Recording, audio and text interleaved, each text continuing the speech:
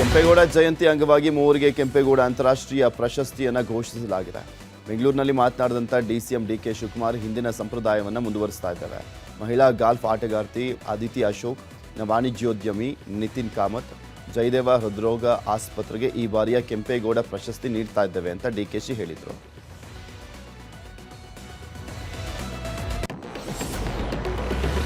ಇದು ಹಾಸನ ಹಾಗೂ ಬೆಂಗಳೂರಿನಲ್ಲಿ ರಾಜ್ಯ ಮಟ್ಟದ ನಾಡಪ್ರಭು ಕೆಂಪೇಗೌಡ ಜಯಂತಿ ಆಚರಣೆ. ಈ ಹಿನ್ನೆಲೆಯಲ್ಲಿ ಹಾಸನದಲ್ಲಿ ನಡೆಯುವಂಥ ಕಾರ್ಯಕ್ರಮದಲ್ಲಿ ಸಿಎಂ ಸಿದ್ದರಾಮಯ್ಯ, ಡಿಸಿಎಂ ಡಿಕೆಶಿ ಭಾಗಿಯಾಗಲಿದ್ದಾರೆ.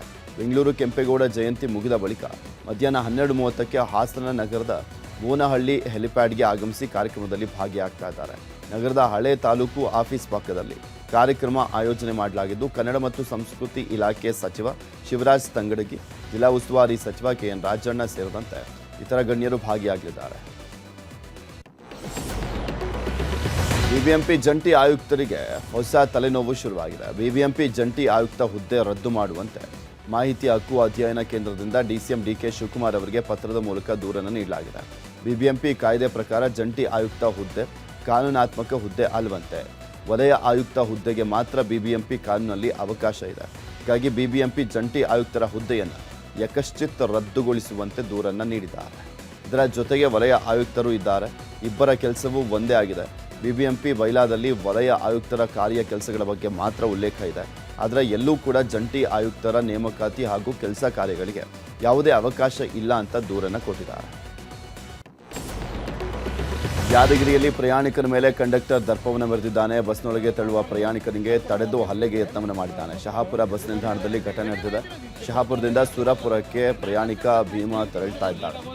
ಬಸ್ ಫುಲ್ ರಶ್ ಆಗಿದ್ದಕ್ಕೆ ಕಂಡಕ್ಟರ್ ಗರಂ ಆಗಿ ಪ್ರಯಾಣಿಕರ ಮೇಲೆ ಹಲ್ಲೆಗೆ ಯತ್ನವನ್ನು ಮಾಡಿದ್ದಾನೆ. ಅರ್ಜೆಂಟ್ ಹೋಗಬೇಕು ಅಂತ ಕೇಳಿದ್ರೂ ಕೂಡ ಕಂಡಕ್ಟರ್ ಸುಮ್ಮನಾಗಿಲ್ಲ.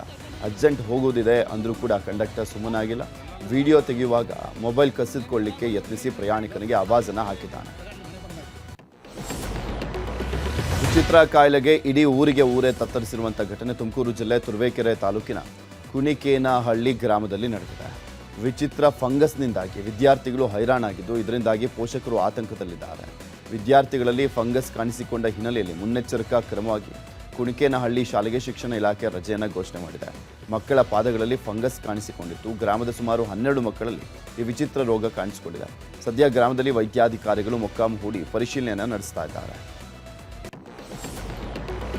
ಕೋಲಾರದಲ್ಲಿ ಕೆರೆಗಳಲ್ಲಿ ಮಿತಿ ಮೀರಿದಂಥ ಮರಳು ಗಣಿಗಾರಿಕೆಯಿಂದ ಕೆರೆಗಳ ಸ್ವರೂಪವೇ ಬದಲಾಗಿದೆ. ಒಂದು ಕಡೆ ಇಟ್ಟಿಗೆ ಫ್ಯಾಕ್ಟರಿಗೆ ಕೆರೆ ಮಣ್ಣು ಬಳಕೆ ಮಾಡಲಾಗ್ತದೆ ಮತ್ತು ಒಂದು ಕಡೆ ಚೆನ್ನೈ ಬೆಂಗಳೂರು ರಾಷ್ಟ್ರೀಯ ಹೆದ್ದಾರಿ ಕಾಮಗಾರಿಗೆ ಕೆರೆ ಮಣ್ಣು ಬಳಕೆ ಮಾಡಲಾಗ್ತದೆ. ಅನುಮತಿ ಇಲ್ಲದೆ ಮನ್ಸೋ ಇಚ್ಛೆ ಜೆಸಿಬಿಗಳಿಂದ ಕೆರೆ ಒಡಲು ಅಗೆದು ಮಣ್ಣು ಲೂಟಿ ಮಾಡ್ತಾ ಇದ್ದಾರೆ. ಕೆರೆಗಳಲ್ಲಿ ಮಣ್ಣು ತೆಗಿಲಿಕ್ಕೆ ಗಣಿ ಮತ್ತು ಭೂವಿಜ್ಞಾನ ಇಲಾಖೆ ಅನುಮತಿ ಕಡ್ಡಾಯ. ಅನುಮತಿ ಸಿಕ್ಕರೂ ಕೂಡ 1.5 ಮೀಟರ್ ಆಳದಷ್ಟು ಮಣ್ಣು ತೆಗಿಲಿಕ್ಕೆ ಮಾತ್ರ ಅವಕಾಶ ಇದೆ. ಇಟ್ಟಿಗೆ ಫ್ಯಾಕ್ಟರಿಗಳಿಗೆ ಕೆರೆಗಳಲ್ಲಿ ಕಾನೂನುಬದ್ಧವಾಗಿ ಮಣ್ಣು ತೆಗಿಲಿಕ್ಕೆ ಅನುಮತಿಯನ್ನು ನೀಡುವಂತೆ ಮಾಲೀಕರು ಆಗ್ರಹಿಸಿದ್ದಾರೆ. ಅಕ್ರಮ ಗಣಿಗಾರಿಕೆ ನಡೆಸುವಂಥ ಇಟ್ಟಿಗೆ ಫ್ಯಾಕ್ಟರಿ ಮಾಲೀಕರ ವಿರುದ್ಧ ಪೊಲೀಸ್ ಠಾಣೆಯಲ್ಲಿ ದೂರು ನೀಡುವುದಾಗಿ ಪಿಡಿಒ ಮಂಜುನಾಥ್ ಪ್ರಸಾದ್ ಹೇಳಿದ್ದಾರೆ.